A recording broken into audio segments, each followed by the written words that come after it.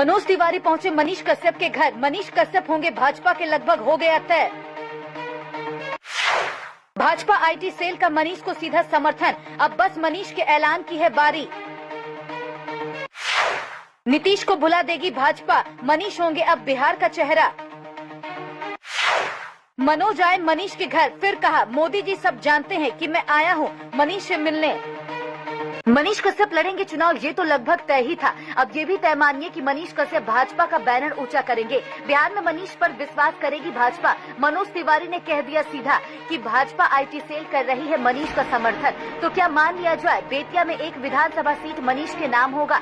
भले ही ऐलान न किया हो, लेकिन मनीष ने जो कहा उससे भी साफ हो गया, इनको भाजपा रास आ रही है, मोदी जी भा रहे हैं और जनाब भाजपा के होने जा रहे हैं। पत्रकार मनीष कश्यप मझौलिया के डुमरी मेहनवा गाँव के रहने वाले हैं। यहीं उनसे मिलने मनोज तिवारी पहुंचे। 4 जनवरी को जब मनोज तिवारी मनीष कश्यप के घर पहुंचे तो लोगों की भारी भीड़ जुट गई।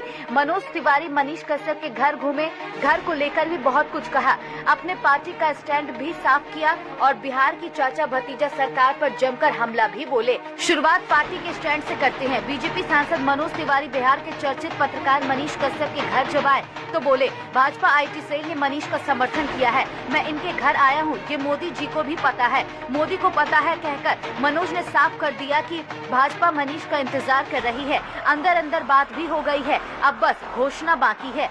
इसी स्टैंड के सपोर्ट में मनीष कश्यप ने कहा हमने 5000 वीडियो बनाए हैं, इनमें से करीब 4000 तो बीजेपी शासित राज्यों में घूम घूम कर बनाए हैं। मोदी जी से भी सवाल किए हैं, मगर बीजेपी ने तो कोई कार्रवाई नहीं की, लेकिन बिहार की तेजस्वी सरकार ने उन पर कार्रवाई कर दी।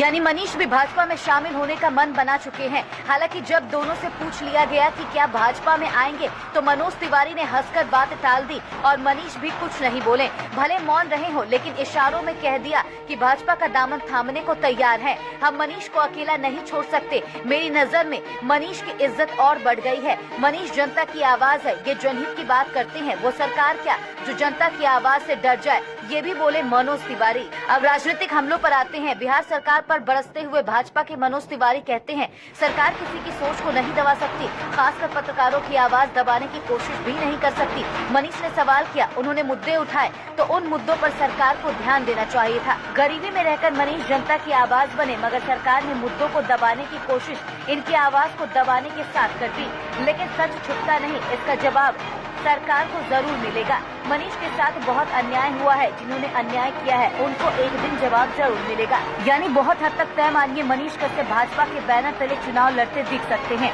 हो सकता है वो निर्दलीय भी मैदान में आए, इसलिए जब तक ये खुद घोषणा न कर दे तब तक कुछ तय मत मानिए, क्योंकि राजनीति में कभी भी कुछ भी हो सकता है।